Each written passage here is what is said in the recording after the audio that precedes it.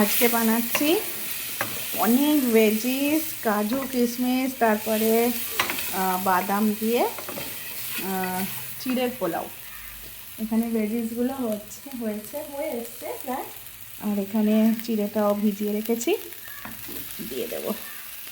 ব্রেকফাস্টে আজকে চিড়ের পোলাও আর এখানে ডিম সিদ্ধ।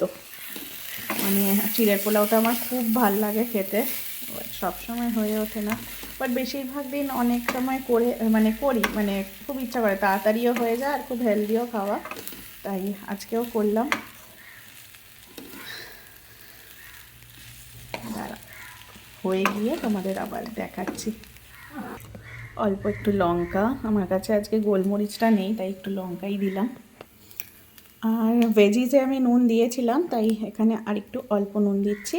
আর এতে আমি আজকে ঘি বা চিনি কিছু ইউজ করব না, কারণ একটুখানি হেলদি খাবো। ঘিটা হেলদি, বাট তাও দিচ্ছি না, চিনিটাও দিচ্ছি না। আর দেখো হয়ে গেছে আমার ডান চিড়ের পোলাও। আর এই হচ্ছে আমার ব্রেকফাস্ট প্লেট, একটু চিড়ের পোলাও, একটা শসা আর একটা ডিম। তোমরা আজকে কি করলে, কি খেলে অ্যাকচুয়ালি ব্রেকফাস্টে, অবশ্যই জানিও। টাটা।